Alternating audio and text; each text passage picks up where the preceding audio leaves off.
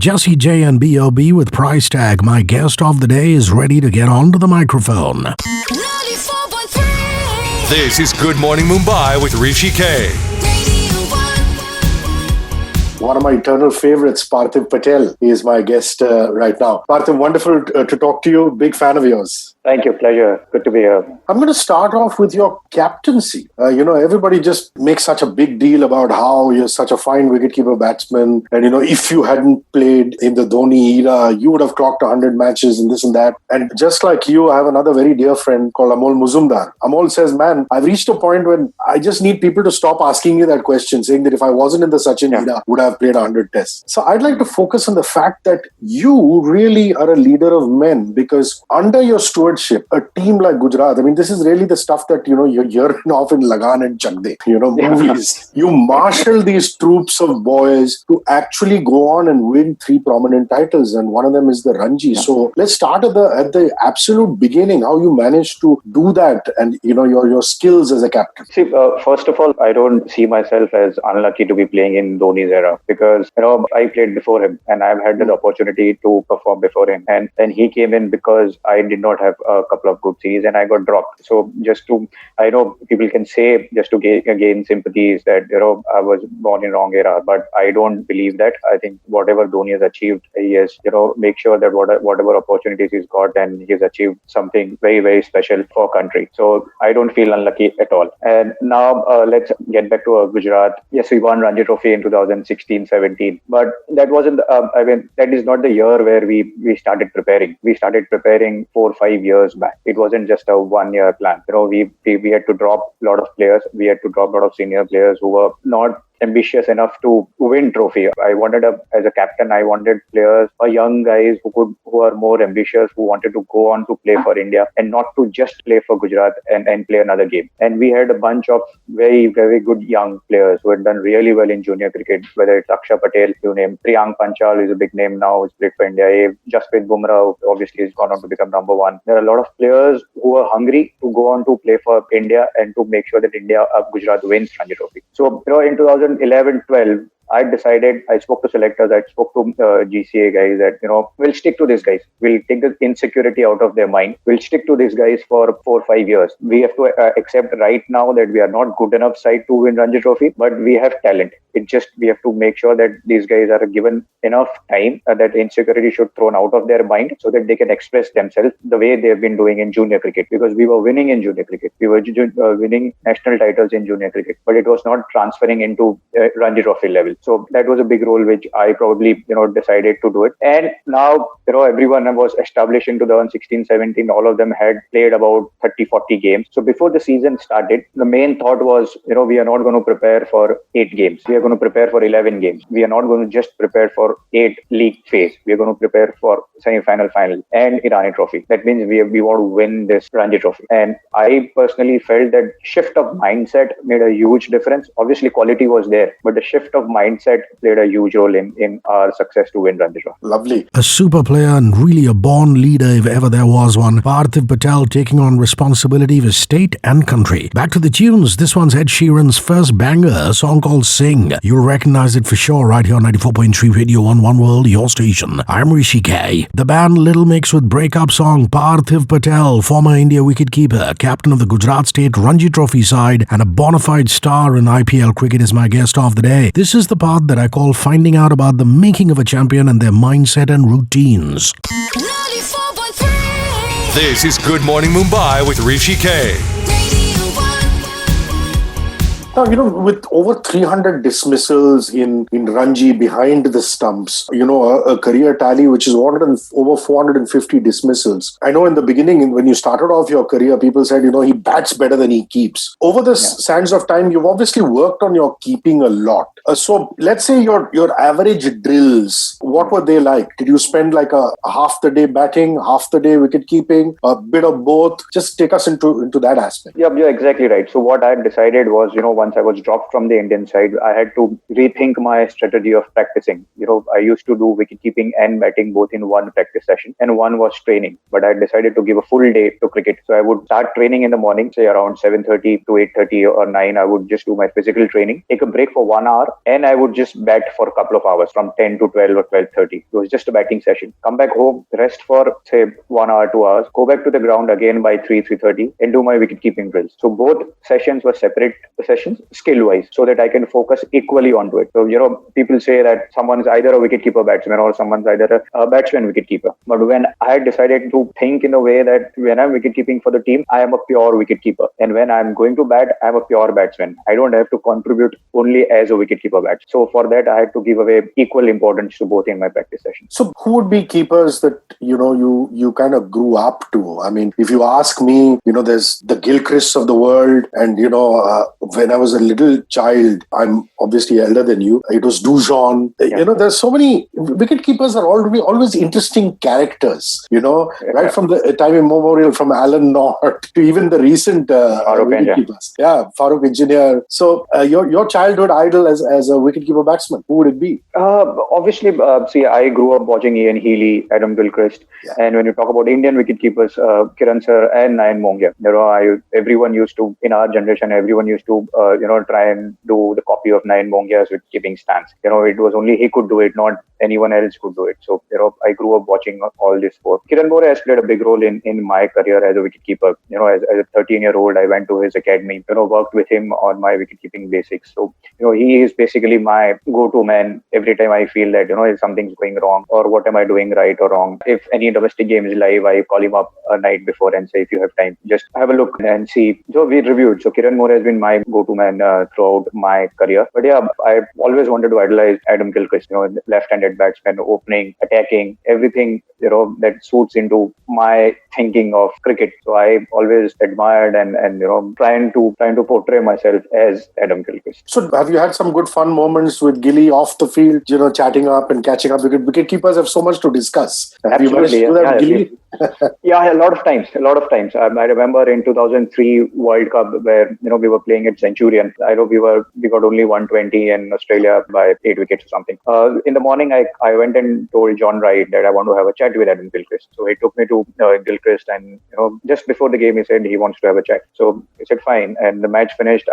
We were hammered very badly, so I didn't have that guts of going to the dressing room of Australia. But Adam Gilchrist knew that we had a chat, that he wants to have a chat about wicket keeping with me. So he came by himself to our dressing room and had a good chat about wicket keeping and stuff. And I was surprised that he asked me about how do you keep wickets on Indian dust ball wickets and stuff. So that was very big of him. Always, he's been always very humble. Now that played IPL against him a lot of times, so we've had a lot of chats. Adam Gilchrist, the legend. Parthiv Patel talking about his interaction with the great man. More to come with Parthiv, but only after I play you the Killers and their new one, Caution. My name's Hrishi K, and you're tuned into 94.3 Radio 1. One World, your station. Our artist of the month, Halsey, along with EDM music producer Marshmello, who's gone mainstream. That's their hit together, Be Kind. Parthiv Patel became Test cricket's youngest wicket-keeper when he debuted at Trent Nottingham against England, aged 17 years and 153 days. That was the year 2002. He's come a long way, he has. Parthiv is my guest of the day, and we're talking about the attacking yet elegant wicket-keeper batsman's life and times. 94.3. This is Good Morning Mumbai with Hrishi K.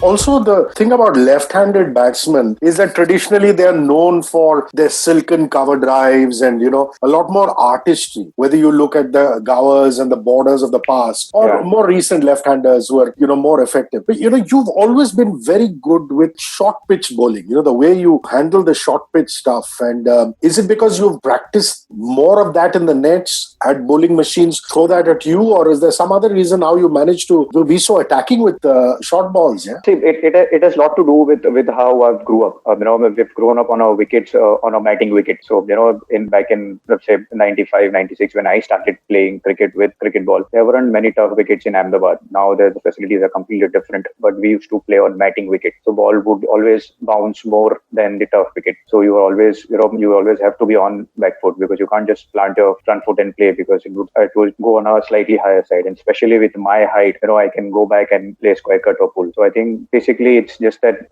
because we were playing so much on matting wicket and the synthetic ball also. Our schools didn't have that money to give away those leather balls every day. So we used to get those synthetic balls because they would last long. So, it would bounce more also, and then comes with a slightly faster pace than the usual leather ball. So because of that, I could play short ball really well. And, whenever I've met Kiran Bhai, I've interviewed him, Kiran More, I always ask him about the Javed Miandad incident. And the Steve Waugh incident, you have gone down in folklore because, everybody talks about it. How he says that when he started playing, you were in your nappies and things like that. Did you get an opportunity ever to apologize to him?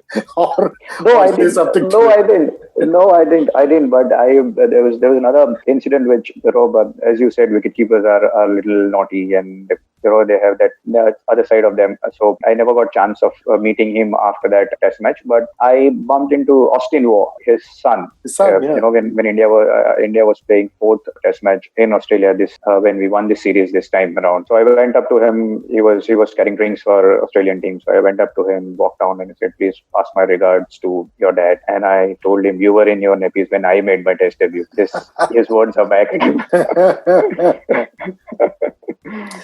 Yeah, and the thing with Aussies is, the little bit that I know as a journalist, having met Binga and Gilly and Maddie Hayden, is that, they're off the pitch, they're totally different human beings, or especially when you're on the same team as them, So I'm sure... Absolutely, yeah. Eventually, when you meet Mr. Waugh, I'm sure it'll just, he'll just laugh about it. I'm sure. I'm definitely. And then you rightly said about Australians. I've played with Matthew Hayden at CSK for 3 years. He's such a nice human being when he's in the same side. Even after the IPL finished, I went to Australia with an emerging side where he called me home, prepared a chicken biryani and dal for me and stuff. And same with Binga. Binga's been commentating with Binga. They're probably the nicest person off the field. Yeah, and I'm surprised Matty Hayden invited you for a meal because he almost threatened to beat you up once. Yeah, it did. That was in Brisbane, but we became good friends after that. We played a lot of cricket together at CSK. We've enjoyed each other's company. Opening the batting was fun with him, and we've had good times off the field also. So we kind of patched up after that Brisbane incident. Everybody knows what happened with you and Steve Waugh, but what did you say to Matty Hayden that he got so upset? I was carrying drinks. It was in Brisbane where Irfan got him out. He had already scored 100, and it was a crucial stage where Irfan got him out. And while I was passing by him, I just did just a normal thing, and he got so pissed off. And Brisbane's dressing room is like a tunnel where he was standing like this big. It's like, if you do this ever again, I'm going to punch you on your face. I said, sorry, I didn't. I just turned around and went off. And he has apologized for it. I've reminded him when I went for a dinner at his house, and I told him that this is what had happened. So he gave me his book, and on the book he says that sorry for that incident. Great cricket history and anecdotes there. Steve Waugh, Matthew Hayden, and Parthiv Patel. Still more great moments and memories to come in this Parthiv interview. You don't want to go anywhere. I'm Hrishi K. Let's break for Eagle Eye Cherry, and are you still having fun? Right here on 94.3 Radio 11 World, your station. Nicki Minaj and DNC are kissing strangers. Parthiv Patel has had a super run in domestic as well as international cricket. Now for some throwbacks with the wicketkeeper batsman who's my guest of the day today. 94.3. This is Good Morning Mumbai with Hrishi K. Another mutual friend of ours, Gaurav Kapoor. In fact, I was with him on a call earlier today, just chatting with him. He told me you were born during a curfew in Ahmedabad. He said, please ask Parthiv about that because he was born during a curfew. I said, that is news to me. So tell us about that. Yeah, I was born in 85 and there were riots here in Ahmedabad. When my mom had labor pain, it was curfew in Ahmedabad, and I used to live in the walled city, that old city. So there was curfew. So my mom, when she had pain, she was taken to the hospital in a police van. And when I was born, I came back home in a police van also. And there's another interesting thing. I have a connection with curfew as well. In 2002 riots, when we were still living in that old city area where I was called for the first tour of England, I went to airport in a police van because it was curfew in the old city area. Wow. That's quite interesting.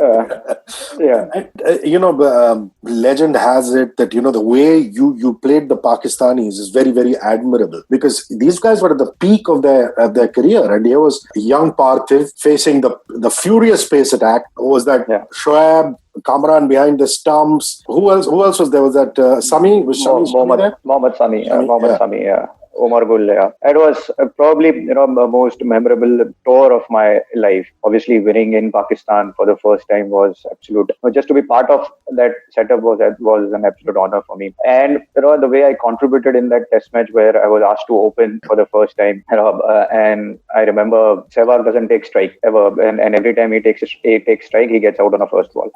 So yeah, so everyone knew that I'm a makeshift opener. So I was sitting next to Sehwag in the dressing room, and he was like, "Aaj main strike le leta hu." So I told him, "No, your wicket is more valuable than mine. I'll score 30, 40. You've scored already 300. You're in a good touch. It doesn't matter. I'll just go out there and take strike." He said, "No, tu itna kar raha hai team ke liye, I'll take a strike." He did take a strike, and guess what? He got out on first ball. For that moment, I felt so bad. I was like, "Oh, Sehwag in great form, got a 300. Now onus is on me to play." And luckily, I stuck it out, got my career best up, and 69 in that inning, where Shoaib Akhtar was bowling really, really quick. I've never seen someone bowl so fast, and I've never seen a wicketkeeper standing that far ever in my life. And there have been some other memorable moments, like saving a test match. Was it England? And then first test match. Yeah, and then notable moments in West Indies when you toured in West Indies. Was it Port of Spain? So just talk about those two memories. England in particular. England is obviously debut test match where we needed to bat out a session. I think about 30-35 overs, and first inning I got 0. And in fact, I don't think nobody expected me to bat out those 90 balls. I did that. When you're playing for India for the first time, it's like an honor. It's like something your dream has come true kind of a stage. And I remember Saurav Ganguly getting bowled on 99. And it was tea time, and he was just passing in between. He just said, just hang in there. And I did. I played those 89 balls with Ajit. I had a little partnership with Ajit Agarkar, with Harbhajan Singh and Zahir Khan. So that moment I would not forget. Obviously, debut test match you'd never forget. And the kind of ovation I got, and the kind of recognition I got from that test match, everyone still talks about it. So that's very memorable. And obviously, I got my first compliment from Sachin after that inning. So a lot of us started playing cricket in our generation because of Sachin Tendulkar. So when he came up to me and said I showed tremendous temperament, the way he said it still rings in my ear. So that's been very, very memorable. Port of Spain, yes, I got a 50 in West Indies in that one-day series. Got a couple of 50s. I was opening. I was batting well for Kochi in IPL. Got rewarded to play for India where Dhoni took rest. And so those were the moments where I cannot forget in my life. Crucial test match saving innings by Parthiv Patel. Those were the days. And by no means is he done. I'm chatting with a dynamite cricketer and also playing you some great music alongside, like this one, Nicole Scherzinger with Don't Hold Your Breath. I'm Hrishi K and this is 94.3 Radio 1. One World, your station. The very controversial and very talented Miley Cyrus would slide away. I'm chatting with Parthiv Patel. If you look at his IPL career, he's played admirably for Chennai Super Kings, the erstwhile Kochi Tuskers, then the erstwhile Deccan Chargers, and then Sunrisers Hyderabad. Post which there were stints with Mumbai Indians and now Royal Challengers Bangalore. Parthiv is speaking about his career and his life with me. 94.3. This is Good Morning Mumbai with Hrishi K. I get the feeling you enjoyed playing for the Mumbai Indians a lot. You're with the Royal Challengers Bangalore currently. Your IPL tenure, just a little bit about that, please. I'm in the most. And you captained Kochi, didn't you? Did you captain? Yeah, I did for one game. Yeah, one game I did. Till probably last year, before I was the most travelled IPL player to all sort of teams. And then I've covered full South Asia, South India, in Bangalore, Chennai, Kochi, and Hyderabad. So I've enjoyed playing for CSK, where I was opening with Matthew Heron. There was a different kind of culture in that side. Whether you do well, you don't do well, everything is same for them. When you play for Mumbai Indians, there's always a pressure. There's always a pressure of winning. And that comes because of the kind of success which team has got and the profile which team has. You love those kind of challenges. You want to be out there and become a hero, and that's something which I sought for. So I loved playing for Mumbai, or especially I like playing in 1KD. Even in my junior days, I always loved playing at 1KD. So that, and the crowd and atmosphere and that city gives you that always gives you that goosebumps every time you go in there. So Mumbai Indians was very, very enjoyable moment for me. Especially we won twice in 3 years, and the third year I was highest run scorer for them also. So the contributions were quite well. So I was a little disappointed not to get beaten for Mumbai Indians, because I thought I had a very successful tenure with them. With RCB,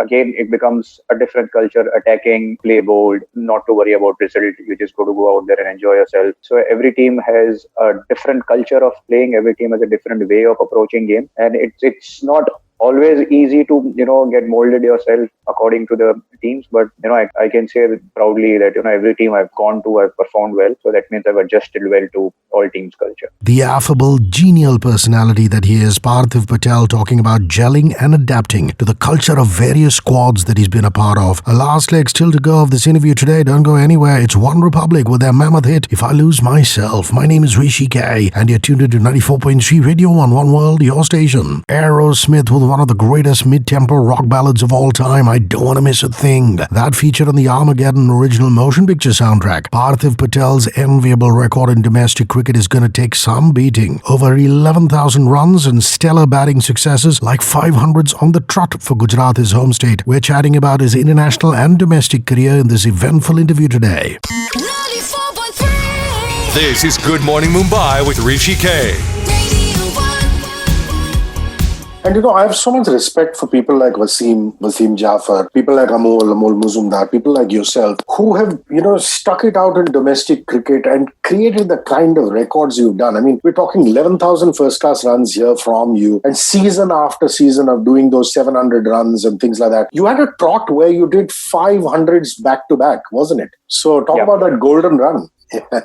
Yeah, that was something very special. If I take you back a month before those 500s, I had a disaster of Ranji Trophy season. I played 7 games and scored 180 or 90 runs. But I was picked for India A for that tour. So for a full 1 month, I was doing nothing. I was just asking someone to bowl me underarms, and I would just hit it back to them. There was nothing else I was doing, because I didn't know whether I'll get my next run from where. You go through that phases in your life. Every time I go and play even in a club match, I used to feel that there's 11 fielders in the offside, and like I said, I could never see a gap. So when I still remember we landed in Zimbabwe. Chandrakant Pandit was our coach, and I was vice captain of the side. So obviously the way I was batting, he thought that I'll be very lucky if I get 10 runs in this tour. And I told him the same, that I'll be very happy if I get even 150 in this tour. I went in, scored 67 in first test match. We won the test match. Second test match, I got 100. And then we went to Kenya. I got another 100 in that game. Again, we were playing against Kenya, and Kenya and Zimbabwe were international side. They were not as bad as right now they are. So I got another 100 there. So I got 300s on trot. So that's something, I felt at some point of time it will come to an end. Then we came to India. We're playing against South Africa A, even stronger side. Got 100 against them. But the best 100 which I feel was against Mumbai in Iran Trophy, where I got 179. There was Ajit was playing, Ramesh was playing, Sai was playing. So, and you know how it is for a Gujarat. Mumbai always thought we were pushovers for a lot of years. So there was always a burning desire to do well against Mumbai side. So that 180 will always be special in Iran. Yeah, Amol, sorry to interrupt, but Amol always says that they would get tickets back for the third day. There's true. Yeah, even I had that chat with Sanjay Manjrekar once, and he would say that irrespective of that. And even funnier is a lot of Gujarat players used to go there with an empty suitcase that on a fourth day they'll do shopping. So that was the mindset which I come from. So so it's not that easy, but yeah, I mean I'm very proud that those 5. Yeah, that 179. Amazing. And very proudly I can say that no one has done that ever in the history of Indian cricket. So that record I'll definitely be proud of. Yeah, it's not going to go away very soon. I mean, and that phases like that. I think the recall happened 1 year after that. But there are times when you perform like that, and no disrespect to guys like DK, who are also wonderful guys. But sometimes you turn around and say, "What is it that I'm doing wrong?" I'm performing so well. Are you superstitious at all? Have you ever gone to a Jyotishi and shown your Janam Patri? No, I have not. No, I have not. But my parents have gone and they've shown.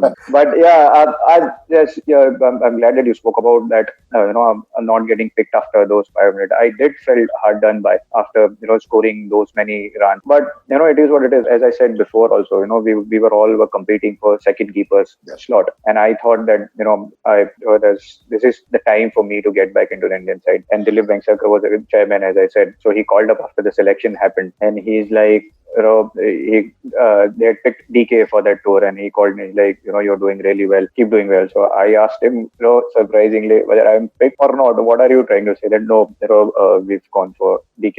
I said, okay, keep doing well. I said, the question I didn't ask him because I respect him so much. Once I hung up the phone, I was like, for what else can I do to get back into the side? And that's where the thought came up of, not to worry about getting picked for India, not to worry about, which level of cricket I'm playing, whether I'm playing club cricket or I'm playing state cricket or for India or IPL. I will just go out there, enjoy myself, have fun scoring runs, have fun taking catches, have fun winning games, irrespective of which level I'm playing. That's very wonderfully put. The heartbreak, the return, the fall, the rise, all part of an international cricketer's life. Parthiv Patel reliving all of that with me. This interview is just too good to have a solitary run, I tell you. So we're going to come back with a mini Parthiv Patel interview part 2, because time has pretty much run out on me as far as my interview of the day today is concerned. Bet you enjoyed it though. Time I play you some Katie Tunstall and Suddenly I See. Only on 94.3 Radio 1 World, your station. I'm Hrishi K. B.O.B. with So Good. Manna from heaven for all you cricket fans now. It's part 2 of the Parthiv Patel interview. India's former wicketkeeper batsman might have a baby face, but he's tough as nails. His domestic cricket career is still going great guns, and here he is chatting with me.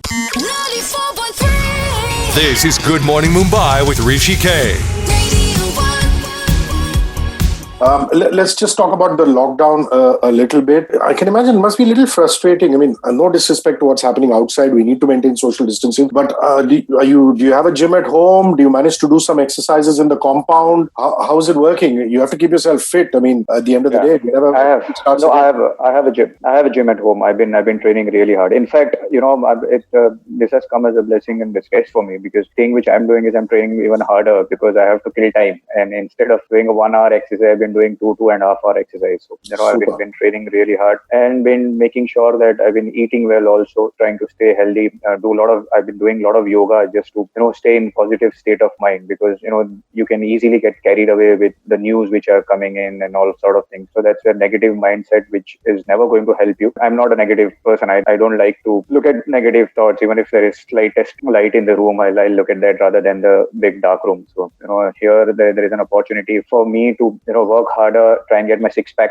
We've been working to get on that, eating well and spending time with family. So is there a new skill that you picked up? Like, for example, we work in FM radio and we do so much of audio work, but because of this lockdown, we've started having to do a lot of video and digital work.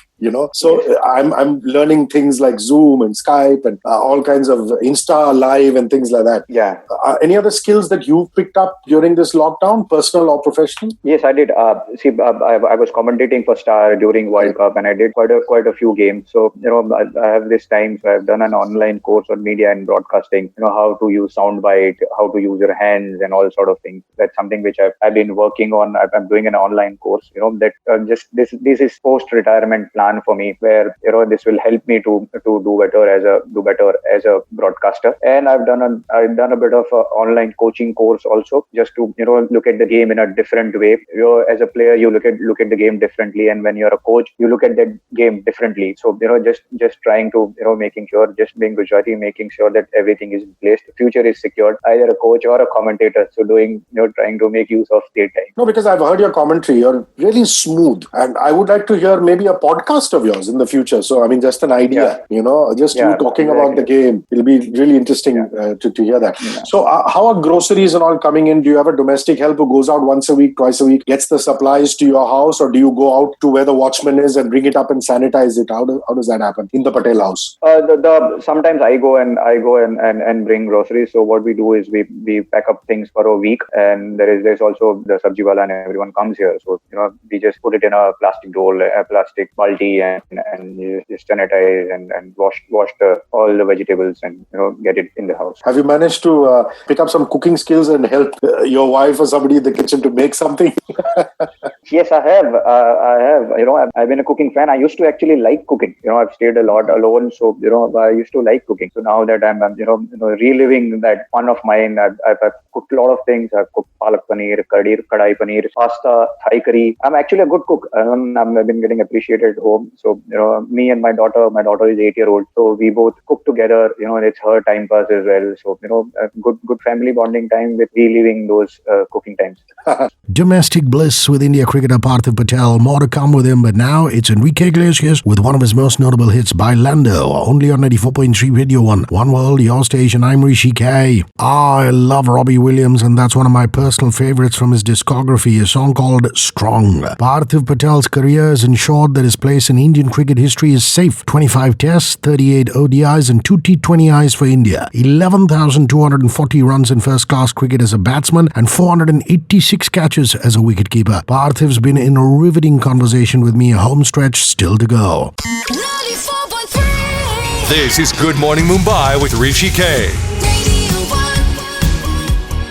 What's the first thing, Parthiv, you're going to do when the lockdown is lifted? I mean, something in your mind that you think you should do. I'm going to go out I'm going to go to the ground and put my pads on, put my spike shoes on and face a bowler. I miss those challenges. I miss those, miss those going into the nets and playing and hitting the ball.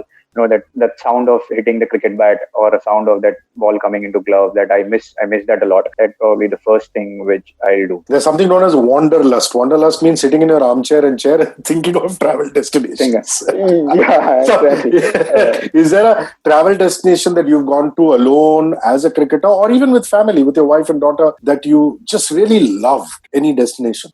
Recently we went to London during World Cup. We loved London, just walking around, on any street and stuff. So that's something very relaxed stuff. So, we will, if at all this lockdown, opens up soon. So, that's something which we would like to go. But hopefully, before anything else, I think, the safety of humankind is bigger than thinking of going on a vacation right now. But you've enjoyed your time in London, which is really wonderful. I'm going to ask you about, I had no clue that you have 9 fingers. I mean, people like Hrithik Roshan, everybody knows about. Even Guptill, everybody knows about. I just find it fascinating that you're so pragmatic. You started this interview in such a practical manner where you said, I don't agree with all this thing about I should have been born in a different time. And you never even talked about it. Only recently, there are a couple of articles because I think you mentioned it somewhere. This happened when you were 6 years old. So you really don't know what it is like being with 10 fingers. Is that it? Exactly, yeah. So, but I in that interview, I've showed it like this. So that's the little finger which came in the door when I was 6 years old. I was a naughty child. I'd actually bit my sister on the nose. So I was punished to go in the bathroom and my finger came in that door and then it got chopped off. But yeah, as I've said in it one of the interviewer, Chandresh, I'm sure you might be knowing him. So, he's the one who asked me about this, my 9 finger. So that's where I mentioned about it. Yeah, so it's the same thing. I don't know how would I feel if I had 10 fingers. Yes, there have been times where people have told me that, you because of this, you can't grip properly, the finger doesn't go into the glove. So I tape it up. That's Kiran sir's idea, just to make sure that there is a proper curve onto it. But as I said, I don't know how it would be. So just to say that, I'm very proud that, now that everyone's noticed and feels great that I've played for India as a wicketkeeper with 9 fingers. Yeah, and the beauty is that you've never even used it as an excuse or allowed it to come up. I mean, people love you, I think, even more now that we found out accidentally. Yeah. There are no excuses. I don't like using excuses. So what's on your phone? I mean, what kind of music do you listen to? Are you a Bollywood kind of guy? Are you a Punjabi kind of guy? Are you an international music Bollywood kind of guy? No. Proper Bollywood kind of guy. I love Arijit Singh. I love Shreya Ghoshal. Those are my favorite singers. So every time, now I've been still listening to Kabir Singh songs and stuff. So Lovely. I'm a proper Bollywood guy. And your favorite actress would be somebody that you say, wow, she's so good. And your wife says, how can you talk about her? It's always been Aishwarya Rai. Since I've managed to take a picture with her in one of the Mumbai Indians parties and stuff. Yeah, she's been my all-time favorite actress. Parthiv, this has been fascinating, both from a cricketing perspective as well as a personal perspective. Thank you very, very much for talking to me. Cheers, and all the best. Pleasure. It was good. Thank you. Bringing the curtain down on the Parthiv Patel interview with his super song, Jay Sean, Lil Wayne with Down. Only on 94.3 Radio 1 One World, your station. My name is Hrishi K.